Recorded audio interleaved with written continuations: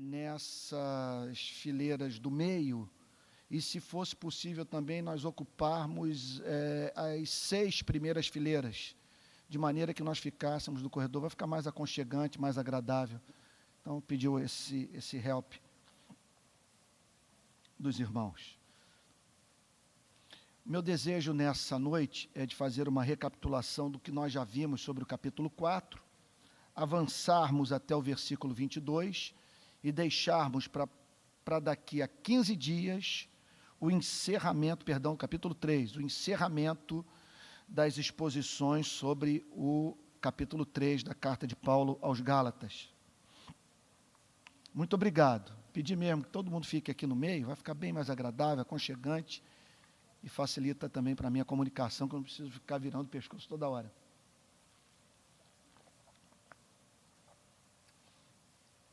Então vamos orar. Geraldo, você podia pedir a bênção de Deus aí para a noite?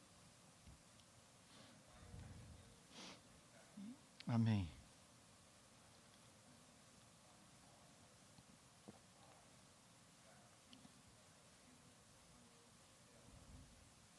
Amém. Amém.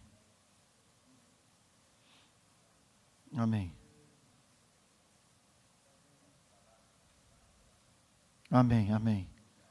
Amém. Amém. Amém. Gálatas capítulo 3, verso 1, vamos fazer uma recapitulação, avançar até o versículo 22, onde nós vamos parar. Tá bom? Então vou pedir que vocês mantenham a Bíblia aberta. E aí vou usar aquele método de Calvino que eu tenho usado nas exposições de Efésios e Gálatas. Ler o versículo, procurar entender o seu significado e fazer uma aplicação prática. E assim nós vamos até o verso 22, tá bom? Então vamos lá, bem rápido, porque tem coisa aqui que eu vou falar en passant, porque já foi examinada em exposições bíblicas passadas. Ó Gálatas insensatos, então o apóstolo Paulo está dizendo que os irmãos das igrejas da Galácia não estavam usando o cérebro.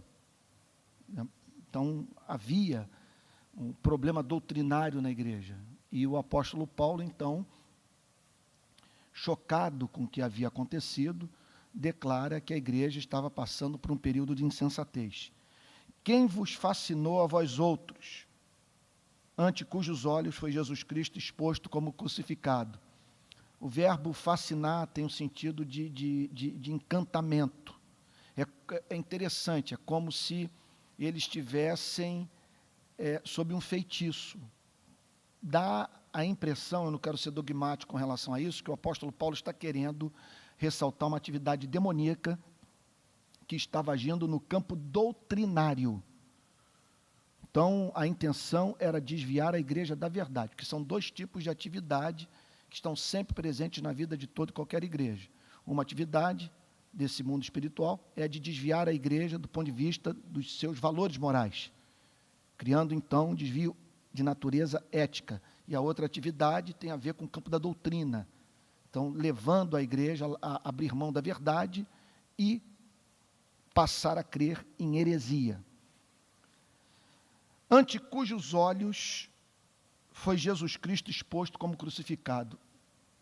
O apóstolo Paulo conta que os primeiros missionários cristãos pregaram de uma tal maneira que eles ajudavam as pessoas a visualizar a crucificação. Notem que eles pregavam Jesus Cristo, e não apenas, tem um mosquito aqui me atrapalhando, caramba, não apenas Jesus Cristo, mas Jesus Cristo crucificado. Então é muito bom que nós nos lembremos que um homem, um pregador, pode passar um ano inteiro pregando a Bíblia numa igreja sem pregar o Evangelho. E, de certa forma, pregar Jesus Cristo sem mencionar a cruz pode representar também não pregar o Evangelho. O Evangelho é uma mensagem que está dentro da Bíblia. Então vamos lá. Quero apenas saber isto de vós: recebestes o Espírito pelas obras da lei ou pela pregação da fé? Então observem que o apóstolo Paulo está partindo do pressuposto que o batismo com o Espírito Santo é experimental. Uma pergunta dessa jamais poderia ser feita se o batismo com o Espírito Santo no Novo Testamento fosse considerado uma experiência imperceptível, algo que você tem pela fé. Você diz que tem porque a Bíblia afirma que todo aquele que crê é habitação do Espírito Santo. Mas observe que o apóstolo Paulo faz uma pergunta objetiva que demandava uma resposta objetiva, cujo pressuposto era uma experiência que havia acontecido no tempo e no espaço. É como se ele dissesse o seguinte: vocês se lembram quando a glória de Deus desceu no culto? Vocês se lembram quando vocês falaram na língua dos anjos? Provavelmente isso aconteceu. Vocês se lembram quando exaltaram a glória de Deus, quando vocês passaram a ter Jesus Cristo como excelente, e no coração de cada crente o Espírito Santo concedia o testemunho interno da sua filiação divina? Vocês se lembram disso? Em que contexto isto aconteceu? E o apóstolo Paulo diz: se vocês forem trazer à memória o que aconteceu naqueles dias, vocês se lembrarão que a mensagem era o Evangelho, e que foi a pregação do Evangelho que desencadeou esse avivamento. O que é um avivamento? Várias pessoas sendo batizadas com o Espírito Santo ao mesmo tempo. Então, pelo amor de Deus, não quero ser melodramático, mas espalhem isso pela Betânia. Espalhem isso por Niterói, conversem isso com seus amigos. O avivamento só vem quando o Evangelho é pregado. Então, uma igreja passar, sabe, o ano inteiro falando até mesmo sobre o que é bíblico, o que tem sua razão de ser, o que tem o seu valor, mas sem mencionar o Evangelho, gente, é a igreja deixar de pregar a mensagem que o Espírito Santo mais honra. A mensagem que o Espírito Santo mais honra é Jesus Cristo crucificado. É a mensagem sobre a qual Deus põe o seu selo. Então, em nome de Jesus, não há avivamento sem pregação do Evangelho. Verso 3. Sois assim sensatos, que tendo começado no Espírito, estejais agora vos aperfeiçoando na carne? Vocês começaram no Espírito, vocês começaram no Evangelho, vocês começaram de acordo com a obra do Espírito, para a direção que o Espírito Santo encaminha os eleitos. Então vocês começaram no Espírito, vendo Deus como Pai, Jesus Cristo como amigo, conhecendo um perdão gratuito, uma salvação baseada em graça e não em mérito. Como é que vocês podem agora estar envolvidos com um trabalho duro, suando o rosto para comprar um amor que já é de vocês? É isso que ele está dizendo. Vocês estão procurando se aperfeiçoar na carne. Vocês estão procurando, através das obras da lei, completar a salvação. Vocês estão chamando Moisés para ajudar Jesus Cristo. Verso 4. Terá sido em vão que tantas coisas sofreste, se na verdade forem em vão. Vocês pagaram alto preço por esse evangelho. Perderam status, foram perseguidos. Será que vocês vão banalizar tudo isso? Todo o preço que foi pago. Verso 5.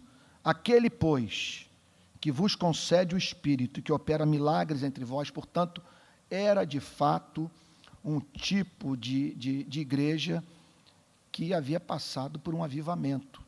Havia muita transcendência naquela igreja. Eu tenho pregado no país inteiro, em praticamente todas as denominações. É impressionante ver, do ponto de vista tecnológico, o avanço da igreja. Os telões de LED, aparelhagem do que de mais moderno você pode encontrar no mercado. A mesma coisa se pode falar sobre, não apenas as caixas de som, mas sobre os aparelhos musicais, os instrumentos musicais, perdão. Mas eu tenho percebido muita falta de transcendência, muita falta disso que o apóstolo Paulo está falando aqui. O texto diz: aquele que opera milagres e que os batizou com o Espírito Santo. Ele faz isso, ou ele fez isso, pelas obras da lei ou pela pregação da fé. Preste atenção no que ele está dizendo. E eu fico feliz por essa mensagem estar sendo gravada, e eu me dirijo agora àqueles que estão nos assistindo pela internet, que estão agora reunidos numa casa, ouvindo essa mensagem. É muito importante que isso seja guardado por nós. o reino de Deus não avança, não há transformações na sociedade, não há avivamento quando a igreja prega moralidade. O chamado da igreja para pregar o evangelho. O mundo não muda quando a igreja faz marcha contra o alcoolismo, contra o homossexualismo, pela sexualidade pura. Isso nunca funcionou. Isso é antibíblico. A Bíblia parte do pressuposto que nós não podemos esperar que não cristãos se comportem como cristãos. A maior necessidade do não cristão é de conhecer o evangelho e não de você tornar sua situação pior do que já é pregando para ele moralidade. Ele não precisa ser instruído quanto àquilo que deve fazer. Ele precisa de poder para fazer o que não sabe, que não consegue, não tem força. Ele precisa do evangelho, que é o poder de Deus para a salvação. Então vamos lá.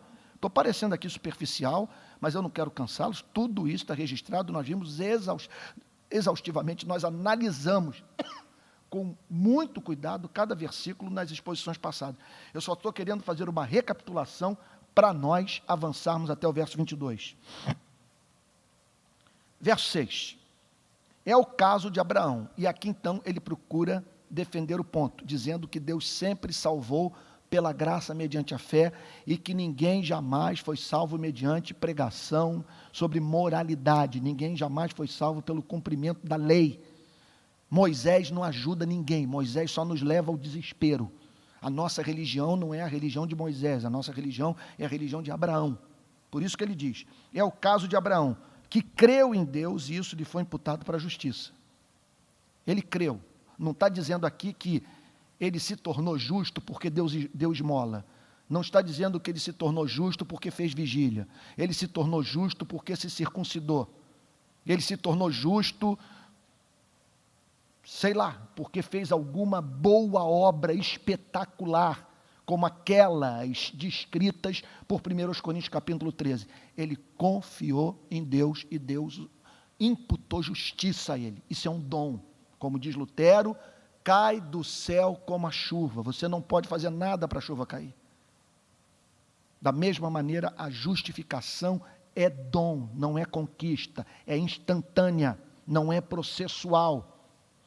Não deve ser confundida com santificação, uma vez que se trata da decisão soberana, graciosa de Deus, de considerar justo aquele que não é. É isso que a Bíblia ensina.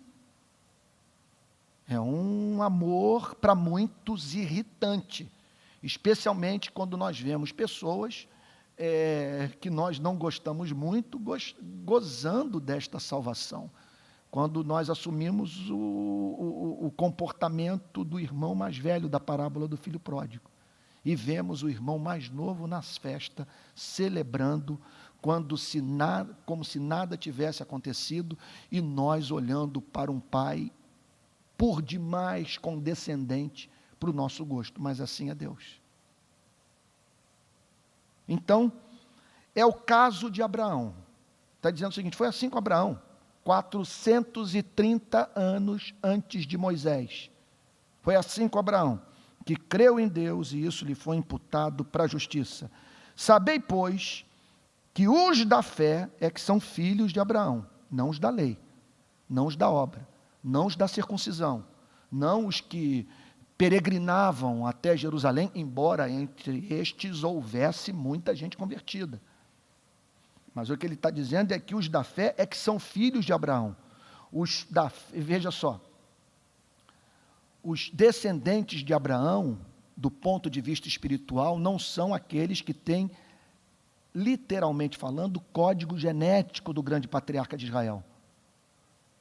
Os verdadeiros herdeiros de Abraão são aqueles que têm o seu código genético espiritual.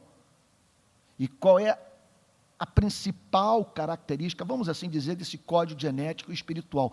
Crer no absurdo. É agir, se comportar de modo irracional. O que significa?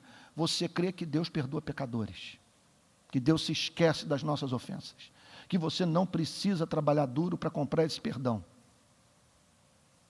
que Jesus Cristo vai ser sempre o seu amigo nas horas em que você estiver moído pelas suas transgressões, sempre que seu coração estiver quebrantado, sempre que você for acometido do desejo de voltar para o passado, para fazer de novo, você terá em Jesus Cristo um amigo. É impossível que Jesus Cristo trate com severidade um coração quebrantado. Impossível. Se nas horas que você estiver em agonia, o Cristo que se apresentar a você for um Cristo severo, não é Cristo, é Satanás. Porque Cristo é amigo dos quebrantados de coração. Versículo 8.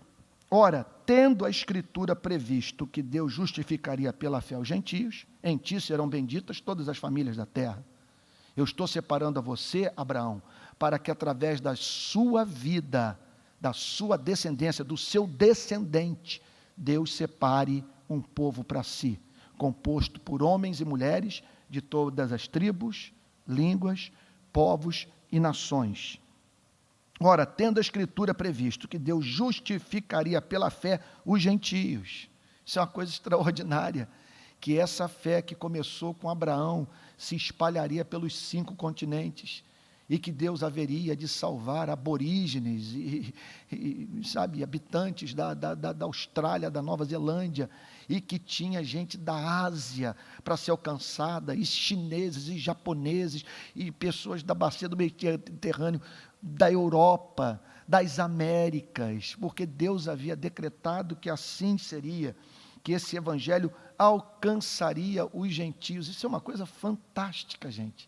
Eles tinham, quer dizer, havia a certeza de que esse evangelho se espalharia pelo planeta, e que os pagãos, aqueles que se encontravam em escuridão espiritual, prestando culto a deuses falsos, um dia professariam fé no Deus de Abraão, de Isaque e de Jacó, e recebendo perdão gratuito, mediante a fé. Ora, tendo a Escritura previsto que Deus justificaria pela fé aos gentios, preanunciou o evangelho a Abraão: em ti serão abençoados todos os povos. De modo que os da fé são abençoados com o crente Abraão.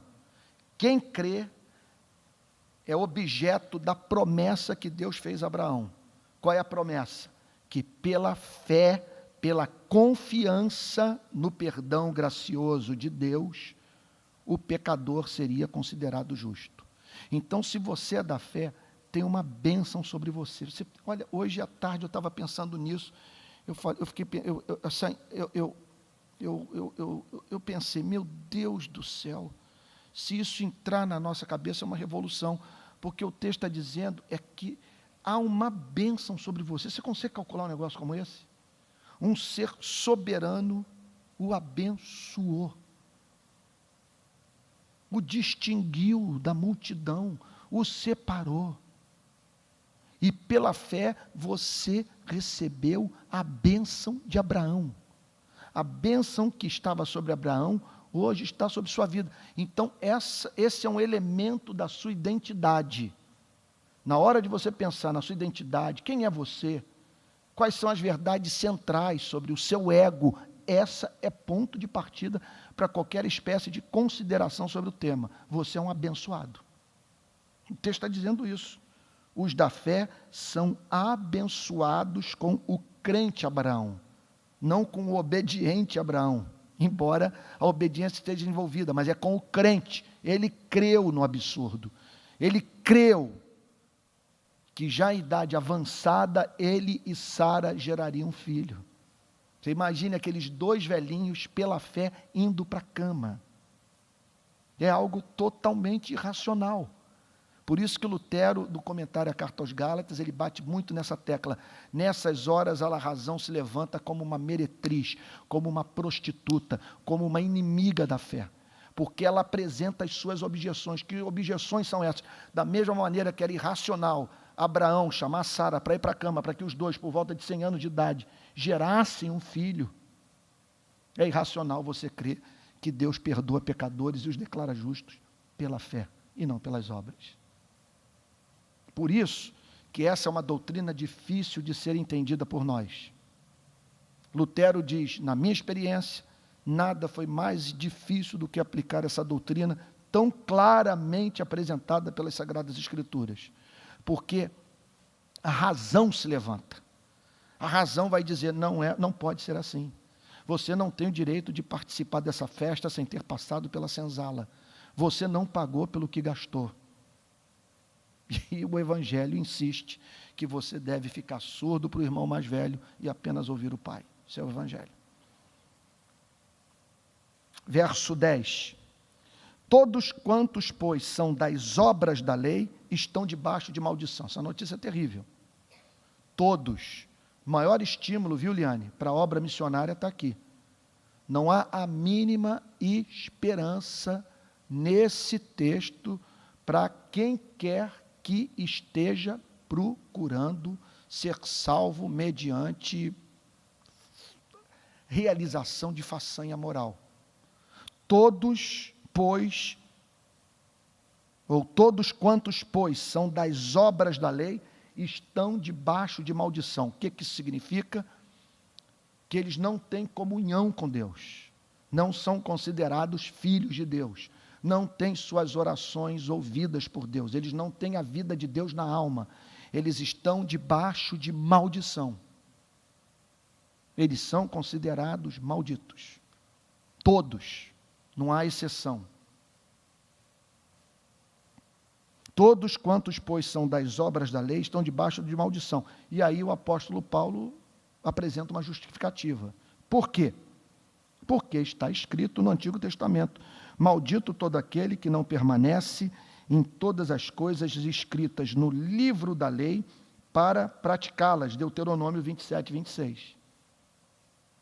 Porque a lei faz promessas, tanto quanto o Evangelho. E ambas apresentam uma condição para o cumprimento da promessa. O Evangelho apresenta como condição fé. A lei apresenta como condição obediência. A lei, inclusive, é muito clara, não é arbitrária, não pede nenhuma tolice, nenhuma sandice, nada, vamos assim dizer, deixa de ter uma razão de ser. O que é que a lei pede? Amor. E a gente não consegue amar. Esse é o ponto. Todos quantos, pois, são das obras da lei, a gente poderia botar, todos quantos, pois, tencionam herdar a salvação através do exercício do amor, da prática do amor, do cumprimento das demandas do amor, estão debaixo de maldição, porque ninguém ama. Ninguém ama. Maldito todo aquele que não permanece em todas as coisas escritas no livro da lei para praticá-las. Maldito todo aquele que não tem simetria de caráter. Então você vai encontrar, isso é interessante, você vai encontrar o ativista social, ele é um defensor de direitos humanos, mas parece que sua noção de direitos humanos entra em colapso quando ele está dentro de casa com a mulher e com seus filhos. Na relação com sua mulher não há direitos humanos. Não há respeito pela vida humana, mas você o encontra na favela, organizando manifestação, você vai vê-lo nas ruas, marchando. É isso que o texto está dizendo. Maldito aquele que compensa alguns pecados mediante a prática de algumas virtudes. Verso 11. É evidente, na minha Bíblia eu grifei esse evidente, está dizendo o seguinte, isso não há dúvida. O apóstolo Paulo está declarando a seguinte coisa, só alguém espiritualmente morto para não observar o ponto. Só alguém que esteja sofrendo de alguma espécie de limitação intelectual e espiritual para não entender que pela lei ninguém é justificado diante de Deus. É evidente. Primeiro, por um motivo negativo. A Bíblia diz que quem não cumpre os mandamentos está debaixo de maldição. Agora, segundo lugar, por causa de uma declaração positiva das Sagradas Escrituras, porque a Bíblia ensina que o justo viverá pela fé. Porque é evidente que pela lei ninguém é justificado diante de Deus. porque a Bíblia ensina que é impossível o homem alcançar essa justiça pelos seus méritos próprios. E não apenas isso, porque a Bíblia ensina que só é considerado justo aos olhos de Deus o que confia nesse amor gracioso que se esquece das transgressões do que se arrependeu e creu. É por isso que eu diria para vocês, se essas doutrinas entrarem na nossa cabeça, nós vamos nos tornar o povo mais descomplicado do planeta. Eu até suspeito, eu nunca conversei isso com nenhum psicanalista, eu não sei se eu já conversei isso com o Vande. Eu tenho para mim, partindo do pressuposto que a psicanálise está certa, com todo aquele conceito de repressão e do trabalho que nós desenvolvemos para ocultar de nós mesmos aquelas verdades que nos são desagradáveis, especialmente as de natureza moral, tem para mim que, quando o Evangelho é compreendido, ele rompe esse lacre.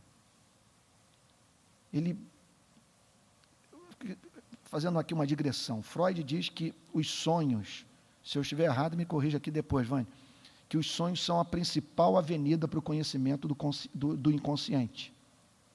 E por quê? Porque quando nós dormimos, a censura diminui, não desaparece, mas diminui. E aí, nos sonhos, nós satisfazemos os desejos, e ainda que de modo disfarçado, que vão de encontro aos nossos valores morais, vão de encontro às exigências do chamado superego.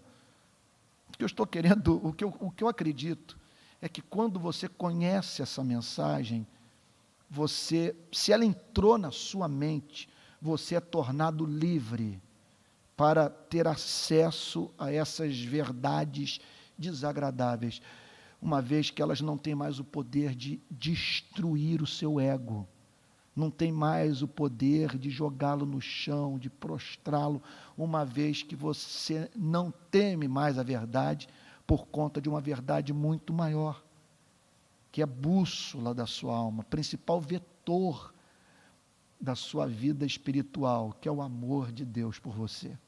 Um amor gracioso, que perdoa pecados. Ora, a lei não procede de fé. É interessante, aqui deixa eu também abrir um outro parênteses. É interessante a gente observar, eu não sei onde foi que eu li isso, que Agostinho teria inaugurado na literatura universal essa exposição de si mesmo, do homem se desnudando através de uma obra literária, falando das suas fantasias, das suas fraquezas. E Agostinho escancarou. Me parece que quem chegou mais próximo dele foi Freud, por outros motivos. Mas Agostinho, já no século IV, você o encontra dizendo, olha, essa sempre foi minha oração, dá-me a castidade, mas não agora. Dá-me o que me pedes, então peço o que quiseres. E as revelações que ele fez do seu fascínio pelas mulheres, é algo impressionante. Lutero também tomou o mesmo caminho. Eu tenho para mim que um dos motivos pelos quais esses homens puderam usar dessa sinceridade residia no fato deles se sentirem amados. E por isso podiam fazer essa exposição desinibida de suas vidas, que nas obras de Agostinho se tornam especialmente claras nas suas confissões. Verso 12. Ora, a lei não procede de fé. A lei não procede de fé. É uma base completamente diferente. Mas aquele que observar os seus preceitos, por eles viverá. A lei não procede de fé, porque a condição da lei representa, para a salvação, representa o exato oposto da condição da fé. A fé pede o quê? Confiança no irracional. Crer que Deus perdoa pecados. Que Jesus Cristo morreu pelo pecador e cumpriu a lei pelo seu povo. Já a lei não. A lei faz a mesma promessa do Evangelho. Nesse ponto há uma semelhança. A promessa é a mesma, mas a condição é completamente diferente. O que a lei apresenta como meio é aquele que observar os seus preceitos, por eles viverá. Então, o Evangelho promete vida. Vida eterna, vida espiritual, comunhão com Deus, a vida de Deus na alma. A lei faz a mesma promessa. Contudo, apresentando um caminho do qual a nossa natureza humana não dá mais conta. Simplesmente a gente não consegue tomar esse caminho. E não apenas isso. Se nós formos examinar esse mesmo texto, mas especialmente os capítulos 6, 7 e 8 da carta de Paulo aos Romanos, nós chegaremos à conclusão que o fato de se pregar sobre moralidade, só o fato de existir algo como os 10 mandamentos, já se torna problemático, uma vez que nós temos fascínio pelo proibido. É impressionante isso. Essa é uma interpretação que Martin Lloyd Jones faz dos capítulos 6 e 7 da carta de Paulo aos Romanos, que um dos problemas da lei é esse, que quando ela nos é apresentada com os seus nãos, esses mesmos nãos despertam em nós o interesse por aquilo pelo que nós não teríamos interesse se não nos fosse proibido. Se diz um traficante disse isso para mim. Ele falou: pastor, o dia que botarem a maconha para ser vendida na farmácia, nós estamos quebrados. É o chefe, o grande líder de uma favela do Rio de Janeiro. E eu tenho para mim, pastor, que pessoas vão deixar de fumar maconha só por ter deixado de ser proibido. Opinião dele. Me parece que é uma teologia, ele é um ponto de vista sobre a moral bem parecido com os textos do apóstolo Paulo. Mas a gente vai ver isso mais adiante. Então, a lei não procede de fé, mas aquele que observar os seus preceitos, por eles viverá. A lei promete vida, você vai ter vida eterna. Agora, desde que você ame a Deus e ao próximo.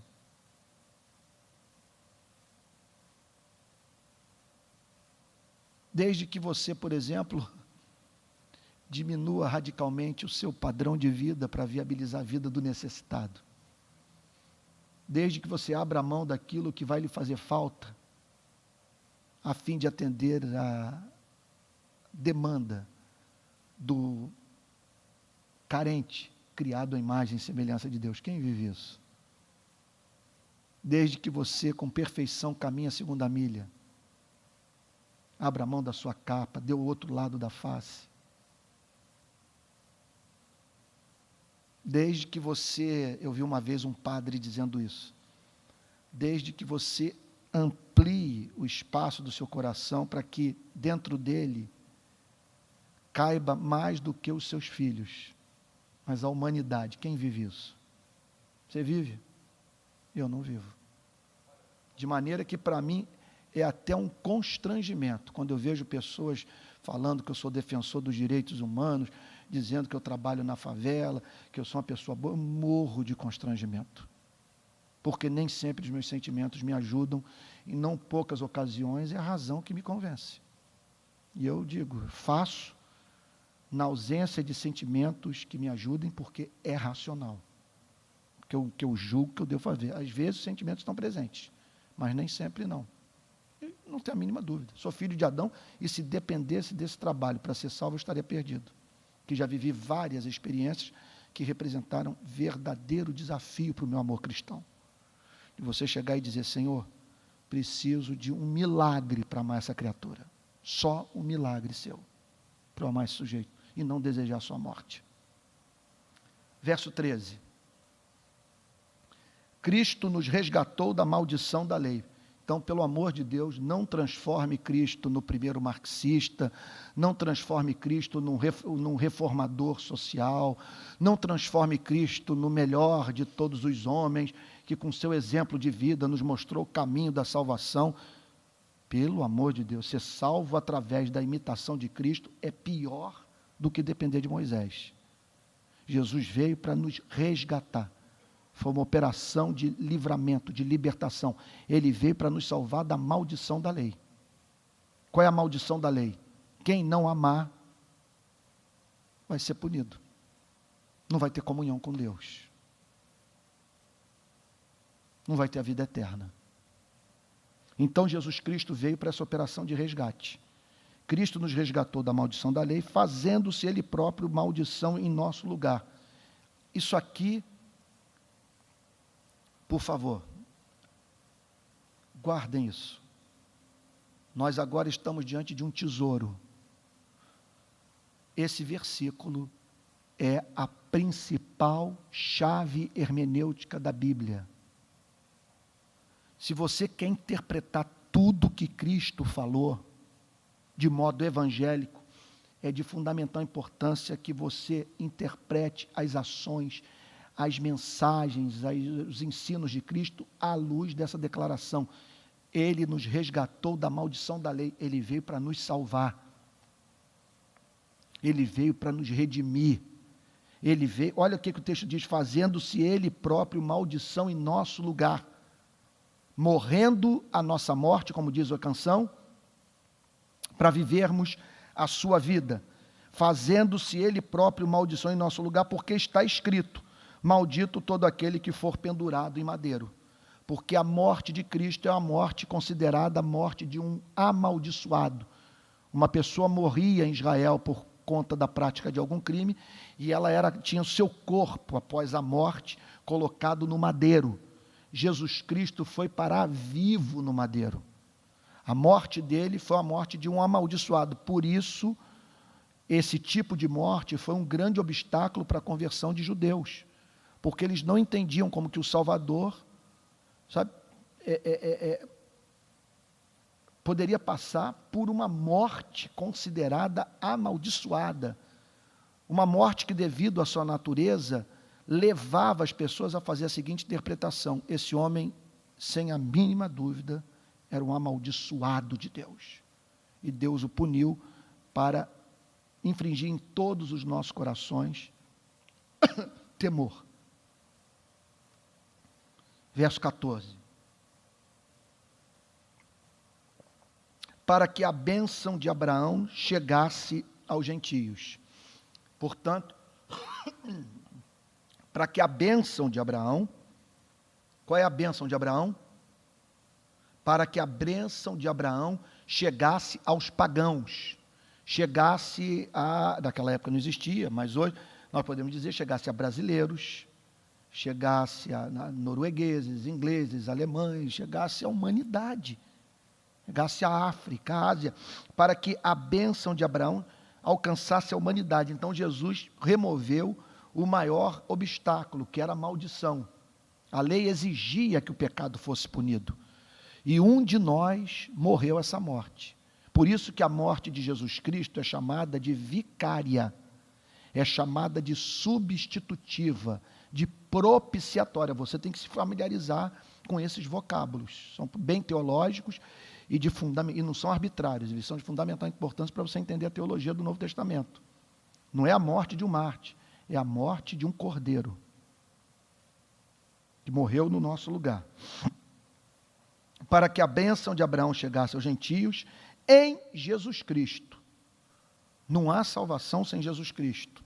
A bênção de Abraão carece da mediação de Cristo, e só se apossam dessa bênção os que a recebem em Cristo, a fim de que recebêssemos pela fé o Espírito prometido. Olha aí, o Espírito prometido por quem? O Antigo Testamento fala muito sobre o envio do Espírito Santo no final dos tempos, especialmente através da boca dos profetas Isaías, Ezequiel e Jeremias, que o Espírito daria um coração novo. Joel profetizou isso, que o Espírito seria derramado sobre toda a carne, que pessoas teriam visões, revelações, e que a glória de Deus se manifestaria não no templo, mas no corpo, na vida de seres humanos. Então, portanto, a bênção de Abraão é dupla. Qual é o objetivo da redenção? A justificação e a selagem do Espírito Santo. O que significa a experiência subjetiva de perdão e a aplicação dessa experiência subjetiva no coração, de maneira que você se sinta realmente amado, perdoado de fato. verso 15. Irmãos, falo como homem, falo a partir de uma experiência do nosso dia a dia, falo de algo que é do trato da humanidade, da forma como nós fazemos acordo. Falo como homem. Ainda que uma aliança seja meramente humana, ele está falando aqui do que acontece fora da relação do homem com Deus.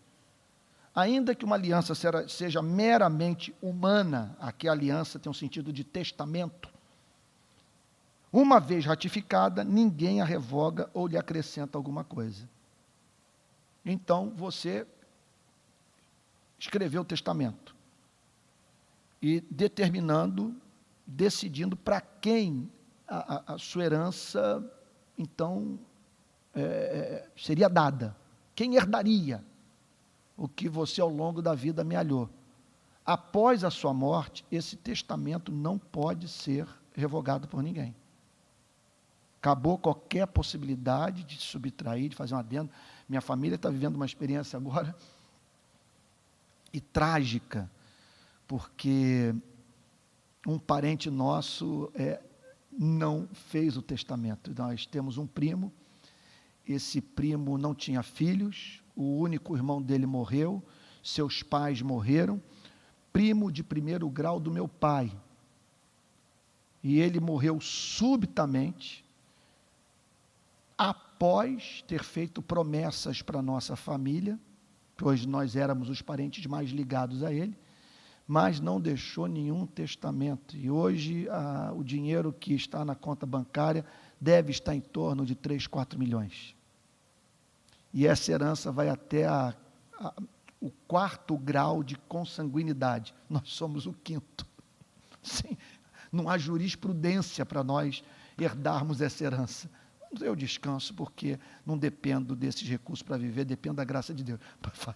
Daria uma ajuda maravilhosa, não tenho a mínima dúvida. Mas se ele tivesse redigido o testamento, veja só, esse recurso todo era nosso e irrevogável. É isso que o apóstolo Paulo está dizendo. Que mesmo entre nós, seres humanos, é assim que a coisa funciona. E ele faz uma aplicação teológica. Olha o que ele diz no verso 16. Ora, as promessas foram feitas a Abraão. Isso foi prometido, ratificado, selado, 430 anos antes de Moisés, antes da entrega da lei no Sinai. Então as promessas foram feitas a Abraão e ao seu descendente. Não diz e aos seus descendentes, é uma prova da inspiração da Bíblia, e que a inspiração é plenária e verbal. O apóstolo Paulo, ele acreditava que o trabalho do Espírito Santo foi tão meticuloso que houve preocupação até mesmo com uma única vogal, com uma única letra do alfabeto, quer dizer, com uma consoante, né? No caso aqui na língua portuguesa, com a letra S, e não diz, e aos descendentes, como se falando de muitos, porém, como de um só, e ao teu descendente, que é Cristo. Sobre isso nós vimos bastante na nossa última exposição. E digo isto, uma aliança já anteriormente confirmada por Deus, a lei, que veio 430 anos depois, não pode abrogar de forma que venha a desfazer a promessa. O que o apóstolo Paulo está dizendo é que o primeiro pacto que foi feito foi o pacto com Abraão, antes do pacto mosaico. E que o pacto que foi feito com Moisés no Sinai não pode invalidar o pacto que foi feito 430 anos. Completamente diferente. Moisés, o pacto das obras e Deus prometendo ao homem salvação através da obediência. Com Abraão, um pacto gracioso, que Deus promete salvação mediante a confiança no amor divino. Justificação gratuita, imputada a ser recebida mediante a fé. E digo isto, uma aliança já anteriormente confirmada por Deus, a lei, que veio 430 anos depois, não a pode abrogar de forma que venha a desfazer a promessa. Não há como a lei de Moisés desfazer a promessa. Essa promessa foi feita para todo sempre. Que promessa? Que Deus perdoa os pecadores mediante arrependimento e fé. Verso 18. Porque se a herança provém de lei, essa é uma outra forma de você ver a salvação. É uma herança, é um testamento. E esse testamento foi entregue a Abraão. Porque se a herança provém de lei, já não decorre de promessa. Mas foi pela promessa que Deus a concedeu gratuitamente a Abraão. Portanto, nós somos seguidores de Abraão e não de Moisés. A nossa religião é a religião de Abraão, não é a religião de Moisés. Sei que tem perguntas subindo agora à sua mente e eu vou respondê-las na sequência do texto. Olha lá. Eu não, o apóstolo Paulo. Porque se a herança provém de lei, já não decorre de promessa. Mas foi pela promessa que Deus a concedeu gratuitamente a Abraão. Está muito clara a passagem. Verso 19. Qual, pois, a razão de ser da lei? Essa talvez fosse a dúvida que emergiu na sua mente quando eu declarei que nós somos da religião de Abraão e não de Moisés. Se nós somos da religião de Abraão e não da religião de Moisés, por que Deus levantou Moisés 430 anos depois para apresentar as leis a Israel, a partir daquela experiência impressionante no Monte Sinai? Olha o que diz o verso 19. Qual, pois, a razão de ser da lei? Foi adicionada por causa das transgressões. Ela foi dada por causa das transgressões, para que a transgressão fosse chamada de transgressão, para que o pecado fosse desmascarado, tivesse nome. Portanto, o ministério de Moisés é o ministério de bater na cara, é o ministério de humilhar, é o ministério de levar você ao desespero, de fazer você entrar em agonia, e não há a mínima dúvida que há amor nisso. Por que amor?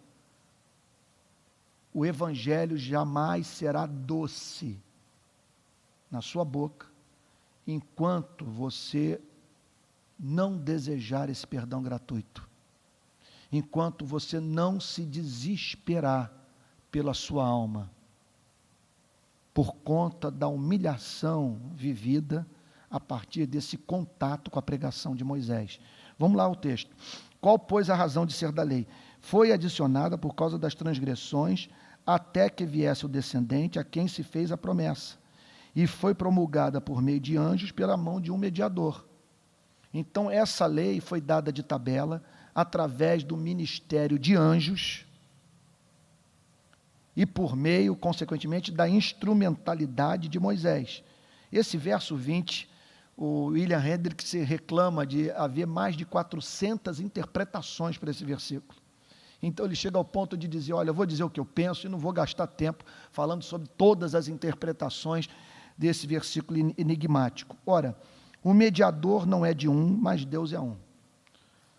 Uma interpretação que aqui John Stott faz é que o apóstolo Paulo está dizendo é que o mediador, o que esteve por trás, tanto do ministério de Abraão quanto do ministério de Moisés, foi o mesmo Deus.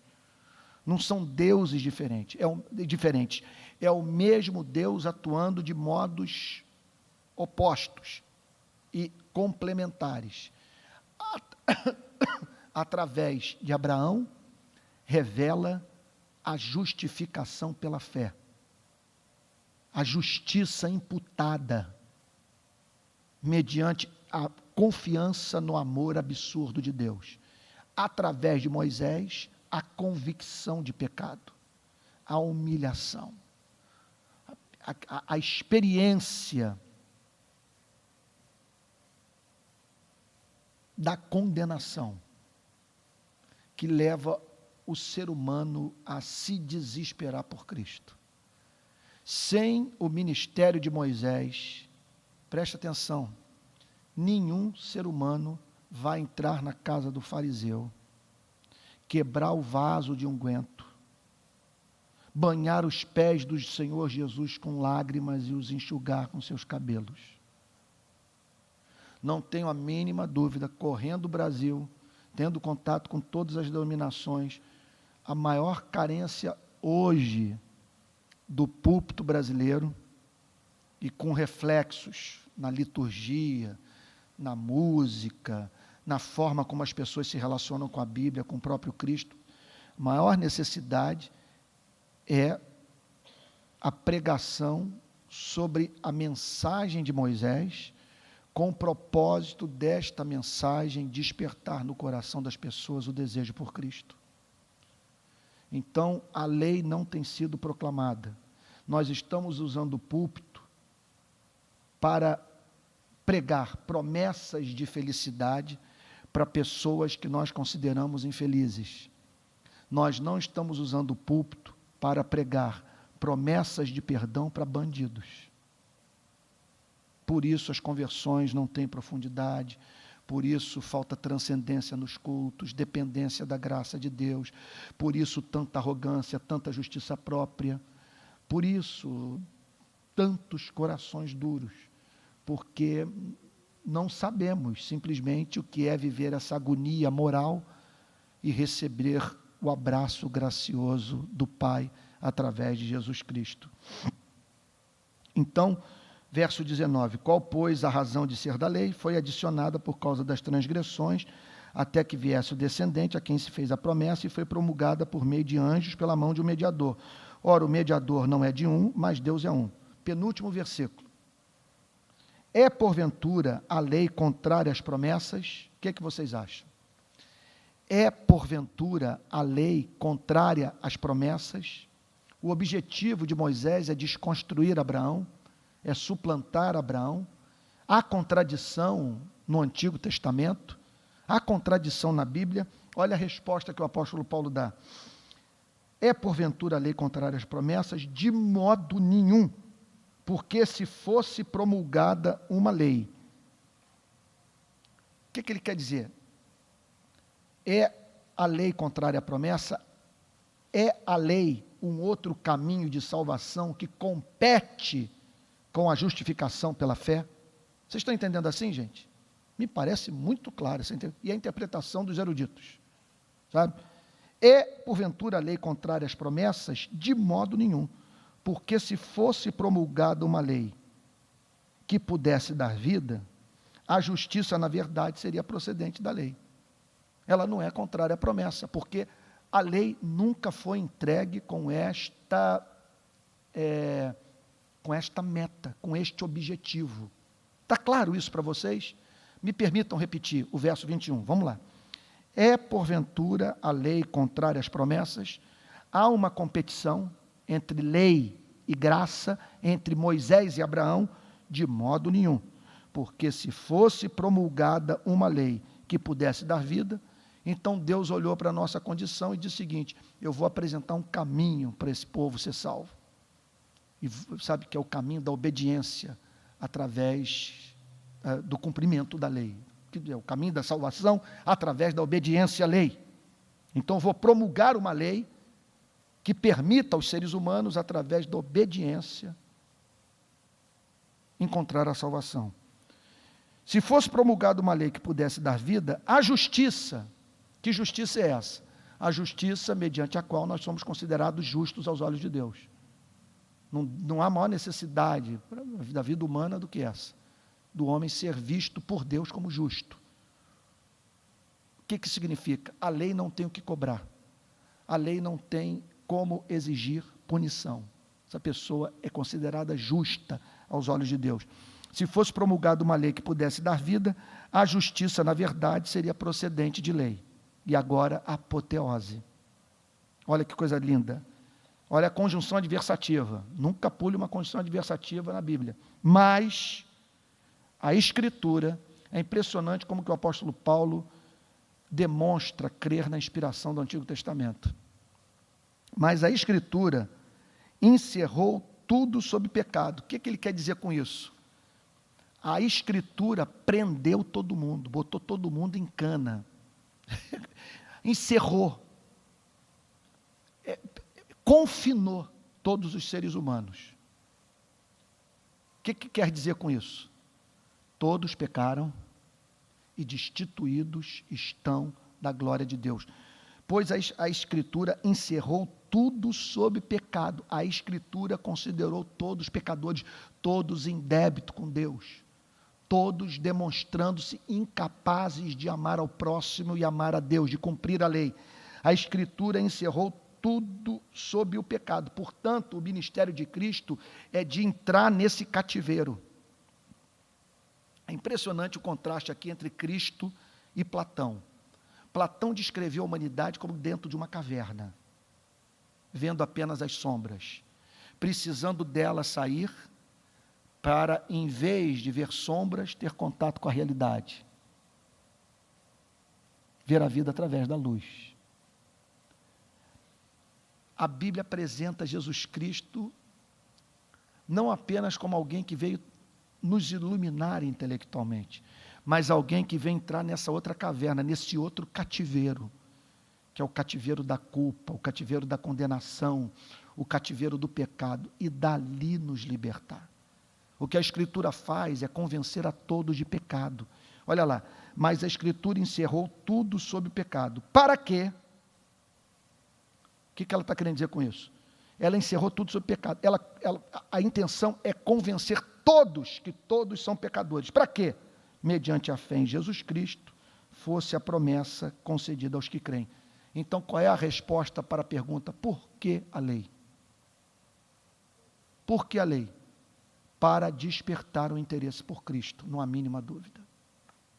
Não há mínima dúvida. A lei foi dada para levar pessoas a ansiarem por Cristo. Como o sedento anseia pela água, como o faminto anseia pelo pão.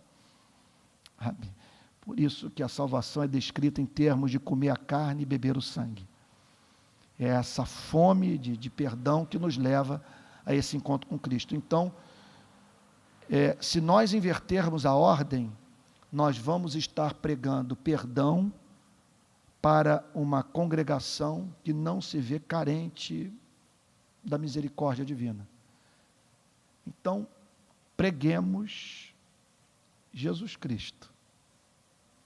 Lutero diz o seguinte: anunciemos esse evangelho, exceto se nos depararmos com uma congregação de coração suficientemente endurecido. Aí o que Lutero diria? Aí pregue Moisés, pau nessa gente, desce o porrete, faz essas pessoas se desesperarem, prega a lei, apresenta todas as exigências da lei, mostra as contradições que existem na vida dessas pessoas, que elas não praticam o que cobram do próximo. Leve essa gente à agonia, mas veja só, não a ponto de deixar Moisés no púlpito e banir Jesus Cristo, mas para que esse Moisés que temporariamente assumiu o púlpito faça as pessoas ansiarem pela pregação de Cristo. Sem isso, não há salvação, não há avivamento, não há igreja. Isso é o fundamento do cristianismo. Então, todos nós sabemos que há o fundamento da psicanálise, conceito de ego, superego, id, há o fundamento do marxismo, a abolição da propriedade privada, há o fundamento do pensamento político liberal, a igualdade de todos perante a lei, os direitos humanos, a democracia. Gente, o cristianismo tem uma doutrina central: justificação pela graça mediante a fé. Removeu isso, isso aqui se transforma em escola de boas maneiras. Não há mais o poder de Deus. Não há transformação, não há batismo com o Espírito Santo, não há transcendência. O que atrai o Espírito Santo é uma igreja de quebrantados de coração que encontraram misericórdia em nosso Senhor e Salvador Jesus Cristo. Alguma dúvida? Terminei hoje. tolerância aí vai de 9 a 9h15, consegui terminar na hora. Alguma dúvida? Claro, claro. Semana que vem, daqui a 15 dias, a gente termina o capítulo 4. No Sermão do Monte.